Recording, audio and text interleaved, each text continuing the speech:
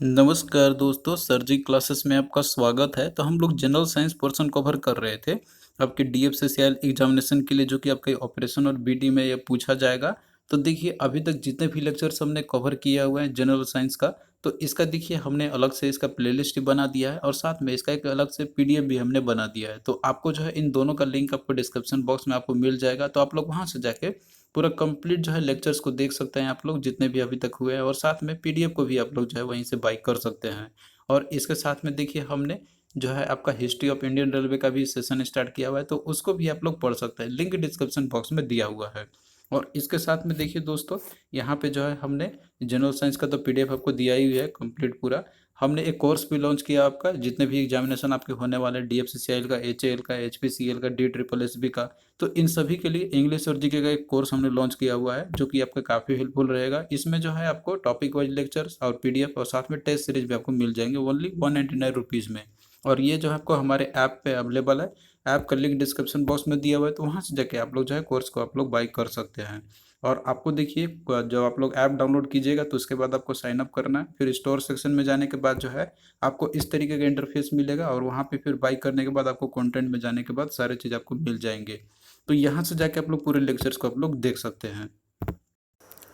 तो आज के क्लास में जो है हम लोग ह्यूमन डिजीजेस के बारे में स्टडी करेंगे हम लोग। तो पिछले क्लास में आपने विटामिन्स के बारे में देखा था। तो देखिए, जो ह्यूमन डिजीजेज आपके हैं, तो इसमें जो क्वेश्चन आपके पूछे आते हैं, तो इसमें जैसे कि आपका ये आता है कि जो ये सारे जो डिजीज है, तो ये किन से कॉज होती है। जैसे कि यहाँ पे आपका वायरस से होने वाले सारे डिजीज का नाम दिया हुआ है, और यहाँ पे बैक्टीरिया का, और फिर इसका प्रोटोजोआ का, और फंगस से। तो ये तो लिस्ट आपको याद तो करना ही है। इसके अलावा जो कुछ कॉमन डिजीज है जिसके बारे में थोड़ा सा आपको डिटेल में स्टडी करना होगा, तो यही सारा चीज़ जो है इसमें हम लोग कवर करेंगे। तो यहाँ पे देखिए, जो डिजीज है, तो ये क्या होता है कि जैसे देखिए हमारा जो ह्यूमन बॉडी है, तो उसमें जैसे एक नॉर्मल फंक्शन होती है, लेकिन अगर मान लीजिए कहीं पे कोई भी पोर्शन में मान लीजिए कि वो जो है अगर डिस्कम्फर्ट हो जाती है, यानी कि कोई एक डिस्कम्फर्ट स्टेज आ जाए हमारे ह्यूमन बॉडी के अंदर, वो चाहे किसी भी टाइप का हो, तो वो हम लोग बोलते हैं कि वो डिजीज हो चुका है हमारे बॉडी को। तो ये जो है डिजीज जनरली होते हैं आपके बॉडी में, या फिर जो हमारे ह्यूमन बॉडी है, तो वो सारे बहुत सारे पैथोजेंस के चलते होती है। और पैथोजेंस यहाँ पे वो कौन कौन से होते हैं, तो वो आपका मे बी वायरस हो सकता है, बैक्टीरिया हो सकता है, प्रोटोजो हो सकता है, या फिर फंगस आपका हो सकता है। तो यहाँ पे लिस्ट दिया हुआ है इन सारे चीज़ों का, कि इसमें देखिए कि कौन कौन से ऐसे डिजीज है जो वायरस होने वाले हैं, और कौन से डिजीज है जो बैक्टीरिया से होने वाला है, और कौन सा प्रोटोजोआ और कौन सा फंगस है। तो ये सारा लिस्ट दिया हुआ है, तो आप लोग जो है यहाँ पे देख सकते हैं सभी को। तो यहाँ पे देखिए, सबसे पहले हम लोग देखेंगे यहाँ पे कि जो डिजीज है, जो कि वायरस से होने वाले डिजीज आपके हैं। तो यहाँ पे देखिए लिस्ट में आपका नाम दिया हुआ है। तो ये देखिए, डिजीज जो होने वाले वायरस आपके, तो इसमें आपका एड्स हो गया, हेपेटाइटिस है, आपका डेंगू है, Ebola, chicken pox, small pox, influenza, swine flu हो गया, हाइड्रोफोबिया हो गया, मिजल्स हो गया, मम्प्स हो गया, जर्मन फीवर, जिका वायरस, पोलियो, हर्पेस और रूबेला हो गया। तो ये सारे जो डिजीज आपके हैं जो कि होते हैं वायरस से, तो ये लिस्ट आप लोग याद कर लेना, क्वेश्चन आपका इनसे आता है यहाँ पे। फिर इसके बाद देखिए, बैक्टीरिया से होने वाले जो डिजीज हैं, तो उसमें आपका नाम है यहाँ पे, जैसे आपका टाइफाइड है, ट्यूबरक्लोसिस है, और टेटनस है। तो देखिए यहाँ पे जो ये तीन का नाम आप लोग टी से याद कर सकते हैं, सारे टी से स्टार्ट है, टाइफाइड, ट्यूबरक्लोसिस और टेटनस। तो ये बैक्टीरिया से होने वाले डिजीज है। इसके अलावा आपका लेप्रेसी हो गया, कोलरा हो गया, वुफिंग कफ हो गया, निमोनिया हो गया, प्लेग हो गया, एंथ्रेक्स है, और डिप्थीरिया है। तो ये सारे डिजीज है बैक्टीरिया से होने वाले। फिर उसी के बाद देखिए, प्रोटोजोआ से होने वाले जो डिजीज हैं, तो इसमें सबसे इम्पोर्टेंट आपका जो आता है क्वेश्चन आपको, वह है मलेरिया, जो कि आपका ये जो है मॉस्किटो बाइट्स होती है। फिर इसके बाद आपका हो गया काला आजार हो गया, स्लीपिंग सिकनेस हो गया, पायरिया हो गया, लेशेमिनेसिस हो गया, और डाइजेंट्री हो गया। तो ये सारे जो प्रोटोजोआ से होने वाले डिजीज है। और उसके बाद देखिए, जो फंगस से जो डिजीज होते हैं आपके, तो इसमें आपका है रिंग बॉम, स्केबीज और एथलीट्स फुट है। तो इन सभी को आप लोग याद रखना, इंपॉर्टेंट है आपका एग्जाम पॉइंट ऑफ व्यू से, ये लिस्ट इंपॉर्टेंट है आपका एग्जाम पॉइंट ऑफ व्यू से। तो आइए अब हम लोग यहाँ पे क्वेश्चंस देखते हैं, जो कि आपके प्रीवियस ईयर में पूछे गए थे डीएफसीसीआईएल के। तो क्वेश्चन देखिए, आपका कुछ इस तरीके से पूछा गया था यहाँ पे कि द डिजीज काला अजार इज कॉज्ड बाय। तो डिजीज काला अजार जो है, तो ये किसके चलते ये होती है। तो देखिए यहाँ पे जो है आपका ये चीज नया देते हुए इन्होंने देखिए, जैसे कि किससे कॉज आपका होता है ये, इसमें इन्होंने जो है वो दे दिया है कि कौन सा पैरासाइट से एक्चुअली होता है। तो देखिए, जो डिजीज काला अजार आपका है, तो ये तो जैसे कि आपने देखा था कि एक आपका एक ये जो आपका एक प्रोटोजोन डिजीज है, जिसमें कि ये होता है आपका लिस्टमेनियसिया से। तो ये जो है एक मतलब कॉज्ड करती है। तो ये जो है आपका एक प्रोटोजोन पैरासाइट्स आपका है ये, जो कि ये उसी का एक स्पेसीज है आपका, जैसे प्रोटोजोआ का है, तो उसी के चलते होता है आपका डिजीज काला अज़हर। तो ये आप लोग इसको याद रख लेना है यहाँ पे। फिर उसके बाद देखिए दूसरा आपका क्वेश्चन यहाँ पे है कि ये हिंदी में दिया हुआ आपका यहाँ पे कि कुत्ते के काटने से होने वाली बीमारी कौन सा है, तो यानी कि डॉग बाइट से जो डिजीज आपका होता है तो वो कौन सा है। तो वो देखिए डिजीज आपका है रबाइज है, जो कि ये वायरस से आपका होता है एक्चुअली में। तो ये थोड़ा देखिए डेप्थ में पूछा गया क्वेश्चन यहाँ पे आपका है कि मतलब ये किससे होता है, तो ये डॉग बाइट के चलते होता है रेबाइज आपका, और ये है कैसा, तो ये वायरल डिजीज आपका है। फिर अगला देखिए क्वेश्चन आपका है कि which of the following infectious agents cause the malaria, तो कौन सा इन्फेक्शस एजेंट है जो मलेरिया कॉज करती है, तो वो है आपका दैट इज प्रोटोजोआ। तो प्रोटोजोआ का राइट आंसर इसका आपका हो जाएगा, तो option 3 is the right answer. तो क्वेश्चन आपका देखिए जो है आपका डेप्थ में भी पूछ सकता है यहाँ पे थोड़ा सा, और साथ में जो आपका उसमें से है कि कौन सा डिजीज होता है पर्टिकुलरली, ये सारे जो भी बैक्टीरिया फंगस या ये सारे जो वायरस हैं, तो वो तो लिस्ट आपको याद रखना ही है। तो अब आइए यहाँ पे हम लोग जो है कुछ इंपॉर्टेंट डिजीज के बारे में थोड़ा डिटेल में स्टडी करते हैं हम लोग, जैसे कि क्वेश्चन अगर आपका इनसे पूछा जाए तो आप लोग आराम से कर सकते हैं। तो देखिए यहाँ पे सबसे पहले हम लोग वायरस से होने वाले कुछ जो इंपॉर्टेंट डिजीज है उसके बारे में देखेंगे हम लोग। तो देखिए सबसे पहले वायरस के बारे में हम लोग स्टडी कर लेते हैं। तो वायरस देखिए, तो ये जो आपका है एक माइक्रोस्कोपिक ऑर्गेनिज्म, मतलब ये एक नॉन लिविंग और नॉन लिविंग के बीच में रहता है आपका, यहाँ पे ये कनेक्टिंग लिंक बनाता है एक्चुअली में ये, ना तो ये लिविंग है और ना तो ये नॉन लिविंग है, कनेक्टिंग लिंक होता है दोनों के बीच में। तो वायरस देखिए इसका डिस्कवरी जो किया गया था तो ये इवानोवस्की के द्वारा किया गया था। तो ये एक इंपॉर्टेंट क्वेश्चन है, ये भी आप लोग याद रखना। तो इसमें जो इंपॉर्टेंट डिजीज आपका है जो कि क्वेश्चन आपका इनमें से पूछा जा सकता है, तो वो है आपका एड्स है। तो एड्स का देखिए इसका सिम्टम्स क्या होता है, ड्यूरेशन क्या होता है, और इसके चलते कॉज मतलब कौन होता है, कौन सा वायरस रिस्पॉन्सिबल होता है, और इसके रिस्क फैक्टर क्या है, ये सारा कुछ देखेंगे हम लोग। तो यहाँ पे देखिए जो सिम्टम्स होते हैं एड्स के, तो इसमें जो है आपका अर्ली में दिखेगा आपको कि ये इलनेस टाइप का थोड़ा सा होता है अगर किसी को हो जाता है तो। फिर लेटर ऑन जो है लिम्फ नोड्स, लार्ज जो लिम्फ नोड्स हो जाते हैं, और फिर साथ में फीवर होता है, और फिर वेट में भी लॉस होना से स्टार्ट हो जाती है। और ड्यूरेशन एड्स का क्या होता है, तो ये देखिए लाइफ लॉन्ग के लिए रहता है ये, यानी कि अगर एक बार एड्स हो जाए तो वो लाइफ लॉन्ग रहेगा, क्योंकि इसका कोई इलाज है ही नहीं अभी तक। और कॉज कौन करता है, मतलब इसके रिस्पॉन्सिबल कौन होता है, तो वो आपका HIV वायरस है, यानी कि इसका फुल फॉर्म होता है ह्यूमन इम्यूनो डिफिशियंसी वायरस है। तो ये आप लोग याद रखना कौन रिस्पॉन्सिबल होता है, तो वो आपका HIV वायरस। और रिस्क फैक्टर इसका देखिए क्या क्या होता है, मतलब कहाँ से ये फैल सकता है ये। तो ये देखिए जैसे अगर हम लोग ब्लड से एक्सपोजर होते हैं, जैसे कोई अगर दूसरे पर्सन से ब्लड हम लोग लेते हैं तो उससे भी हो सकता है, या फिर जो है ब्रेस्ट मिल्क जो रहता है उससे भी हो सकता है, और बाकी जो अनसेफ जो सेक्स प्रैक्टिसेस जो होते हैं तो उनसे भी ये हो सकता है आपका। तो ये सारे जो है इसके रिस्क फैक्टर्स है। और डायग्नोस्टिक मेथड क्या है इसका, मतलब कि हम कैसे पता कर सकते हैं कि ये जो है हम हमें एड्स हुआ है, तो उसके लिए देखिए एक एलिसा टेस्ट होता है यहाँ पे, जो कि ब्लड टेस्ट के चलते हैं, ब्लड टेस्ट कराने से होता है। ये एलिसा टेस्ट है जो कॉमन है एड्स के लिए। और प्रिवेंशन क्या हो इसका, कि जैसे देखिए प्रिवेंशन ज़्यादा होता है कंट्रोल करने के बजाय। तो प्रिवेंशन क्या है इसका है कि जैसे हमें जो है सेफ सेक्स प्रैक्टिस करना होगा। तीसरा है कि जो नेटल एक्सचेंज जो करते हैं हम लोग, तो वो जो है नहीं करना चाहिए, कोई अगर पर्सन किसी ने यूज़ किया तो उसको फिर यूज़ नहीं करना चाहिए। इसके अलावा जो ब्रेस्ट फीडिंग है तो वो भी जो है अवॉइड करना चाहिए, मतलब ये जो है कोई अननोन से नहीं होना चाहिए, तो इस तरीके से। तो ये सारा कुछ देखिए जो है प्रिवेंशन टेक्निक है। इसके ट्रीटमेंट इसका क्या है, तो ये इसका एंट्री वायरल थेरेपी इसका है, रेट्रो वायरल थेरेपी एक्चुअली में है इसका। तो ये उतना ज़्यादा इफेक्टिव नहीं है, बट ये सारे जो इंपॉर्टेंट पॉइंट है आप लोग ये याद रखना। फिर देखिए दूसरा जो इंपॉर्टेंट डिजीज है वायरस होने वाला, तो है आपका स्मॉल पॉक्स, जो कि हिंदी में बोलते हैं इसे हम लोग चेचक बोलते हैं। तो इसका जो वायरस है, मतलब जो रिस्पॉन्सिबल है, तो वो आपका वेरियोला वायरस है आपका। तो ये आप लोग याद रखना है इसको। और इसके साथ में देखिए जो स्मॉल पॉक्स में क्या होता है ना, कि जो स्किन जो होता है ना हमारा, तो उस पे जो है सीयर्स की फॉर्मेशन हो जाती है, यानी कि एक तरीके से देखिए जो फोड़ी फोन से रहते हैं तो उस तरीके का फॉर्मेशन आपका हो जाता है। और ये जनरली जब वेदर कंडीशन जब चेंज होती है तो उसके दौरान आपको जो है ये सारी चीज़ देखने को आपको मिलेंगे। तो ये देखिए इसके लिए एक वैक्सीन आता है स्मॉल पैक्स का, तो जो कि ये डेवलप किया गया था आपका यहाँ पे, मतलब ये जो इम्पोर्टेंट आपका है, तो ये है एडवर्ड जेनर के द्वारा डेवलप किया गया था स्मॉल पॉक्स का वैक्सीन। तो ये आप लोग याद रखना, इसका वैक्सीन डेवलप हो चुका है स्मॉल पैक्स का। तो ये किसने किया था, तो ये है एडवर्ड जेनर के द्वारा किया गया था। फिर अगला देखिए आपका है चिकन पॉक्स है, जिसको कि हम लोग इसको बोलते हैं, हम लोग छोटी माता बोलते हैं हम लोग इसको। तो इसके लिए देखिए जो वायरस रिस्पॉन्सिबल आपका है तो वो है वेरिसेला वायरस आपका है।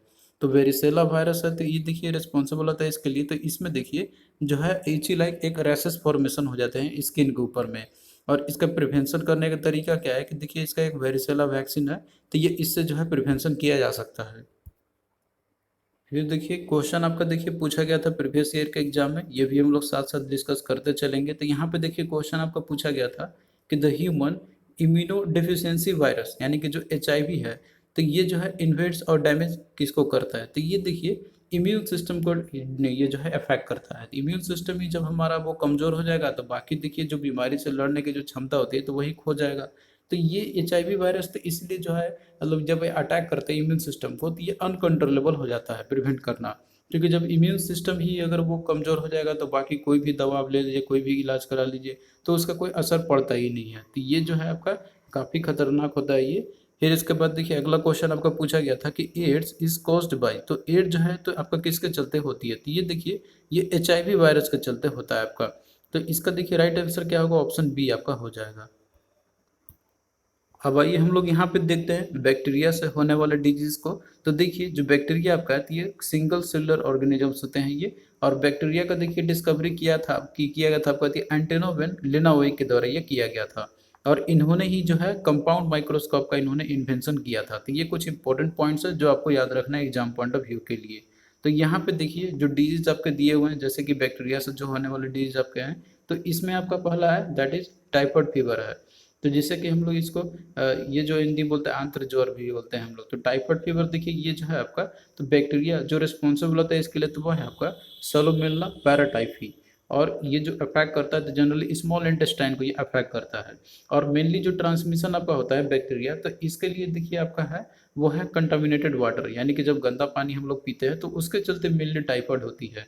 तो इसके लिए टेस्ट होता है कि जैसे कैसे हम कह सकते हैं कि जैसे टाइफाइड हुआ उसको, तो वो है आपका वाइडाल टेस्ट। तो वाइडाल टेस्ट करने से पता चल जाता है कि हाँ किसी पर्सन को जो है टाइफाइड हुआ है कि नहीं है। इसके सिम्टम्स क्या क्या होते हैं, तो देखिए फीवर हो सकता है पर्सनस को, और साथ में जो एब्डोमिनल पेन होते हैं, तो ये सारे जो होते हैं इसके सिम्टम्स है आपके टाइफाइड फीवर के।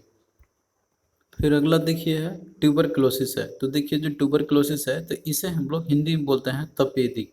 तो इसके लिए जो बैक्टीरिया रिस्पॉन्सिबल होता है तो वो है आपका दैट इज माइक्रोबैक्टीरियम ट्यूबरक्लोसिस। तो माइक्रोबैक्टीरियम ट्यूबरक्लोसिस जो है तो वो रिस्पॉन्सिबल होता है ट्यूबरक्लोसिस के लिए। तो इसके देखिए जो अफेक्टेड पार्ट होता है, मतलब जो ट्यूबरक्लोसिस से जो अफेक्ट होता है मतलब इसके चलते, तो वो जो है हमारा लंग्स और बाकी जो अदर जो ऑर्गन्स होते हैं तो वो सारे चीज़ जो है अफेक्ट होते हैं ट्यूबरक्लोसिस से।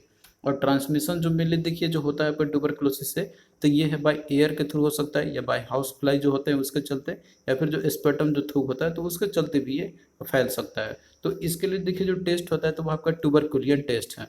और इसका वैक्सीनेशन है तो वो BCG है, ये टीका दिया जाता है। तो ये सारे जो इंपॉर्टेंट पॉइंट है ये आप लोग याद रखना। फिर अगला देखिए लेप्रोसी आपका है, जिसे हम लोग इसे हिंदी में बोलते हैं हम लोग कुष्ठ रोग इसको बोलते हैं हम लोग। तो देखिए इसके लिए जो मतलब कि जो कुष्ठ रोग आपका है तो ये कंटाजियस डिजीज आपका है, मतलब कि ये जो है कॉन्टैक्ट में आने से भी ये हो जाता है पर्सनस को। और इसके देखिए जो बैक्टीरिया रिस्पॉन्सिबल होता है तो वो है आपका दैट इज माइक्रोबैक्टीरियम लेप्री। और इसके चलते जो अफेक्टेड पार्ट होता है हमारे बॉडी का तो वो है आपका जैसे स्किन हो गया और बाकी जो नर्वस सिस्टम है, तो वो सारे पार्ट जो है इसके चलते अफेक्ट होते हैं। और ट्रांसमिशन ये कैसे हो सकता है, तो ये देखिए पर्सन टू पर्सन ये हो सकता है बाय टच के थ्रू, यानी कोई अगर किसी को टच कर दे तो उसके चलते भी जो है ट्रांसमिशन हो सकता है इससे। और मेनली देखिए जो लेप्रोसी ये मेनली जो होता है आपका यहाँ पे, तो ये जैसे पर्सन को पर्सन टच करते हैं तो मेनली जो नेल्स जो होता है ना पर्सन का, तो उसमें ये बैक्टीरिया वहाँ पे रह सकते हैं। और इसका देखिए जो ट्रीटमेंट होता है तो वो आपका दैट इज MDT, यानी कि जो मल्टी ड्रग थेरेपी है, तो उसके चलते जो है लेप्रोसी डिजीज का ट्रीटमेंट किया जा सकता है। और इसके देखिए जो सिम्टम्स होते हैं तो इसके चलते जो है हमें पेन जो फील होता है ना तो वो होगा ही नहीं, मतलब कि इसके चलते जो एबिलिटी जो होती है ना पेन होने का तो वो घट जाए, मतलब पेन होगा ही, एहसास ही नहीं होगा। तो ये है लेप्रोसी का जो कुछ लक्षण होते हैं इसके। फिर अगला देखिए आपका कोलरा है, जिसे कि हम लोग इसे हैजा रोग भी बोलते हैं हम लोग। तो मेनली जो बैक्टीरिया रिस्पॉन्सिबल होता है इसके लिए तो वो है आपका दैट इज विब्रियो कोमा, और दूसरा आपका है विब्रियो कोलरा है। तो ये दो बैक्टीरिया है जो रिस्पॉन्सिबल होता है कोलरा डिजीज के लिए। तो इसका देखिए जो सिम्टम्स जो होते हैं इसके, तो मेनली वोमिटिंग हो सकता है पर्सन को, और साथ में लूज मोशन आती है। और इसके चलते जो अफेक्टेड जो ऑर्गन्स होते हैं इससे, तो वो है स्टोमक और साथ में जो स्मॉल इंटेस्टाइन है। तो ये दो पार्ट होते हैं मेनली अफेक्टेड ऑर्गन होते हैं। और ट्रांसमिशन कैसे होता है कोलरा आपका, तो देखिए जो कंटामिनेटेड जो फूड होते हैं, यानी कि जो दूषित भोजन होते हैं तो उसको जब हम लोग खाते हैं तो उसके चलते ये ट्रांसमिट होता है कोलरा। तो ये कुछ इंपॉर्टेंट पॉइंट है जो आपको याद रखना है एग्जाम पॉइंट ऑफ व्यू से।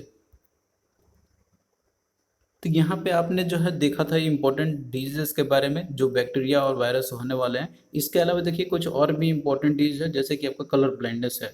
तो कलर ब्लाइंडनेस से भी आपका क्वेश्चन आता है इनसे। तो देखिए जो कलर ब्लाइंडनेस है तो ये जो है कलर को विज़न मतलब जो कलर जो आइडेंटिफ़ाई करने का प्रॉब्लम आती है, कलर आइडेंटिफ़ाई करने में प्रॉब्लम होती है जिसको भी कलर ब्लाइंडनेस का जो है ये इस तरीके का प्रॉब्लम मतलब कलर ब्लाइंडनेस अगर किसी को होती है तो मेनली देखिए ये जो है आपका ये एक क्रोमोसोमल डिजीज है, यानी कि क्रोमोसोमल डिजॉर्डर के चलते होती है। ये ना तो कोई बाहर से होता है, जैसे मान लीजिए कि कोई पर्सन है वो ऑलरेडी मतलब वो अफेक्टेड है, जब जो जन्म से ही रहता है एक्चुअली में वो, तो वो हमेशा ही रहेगा।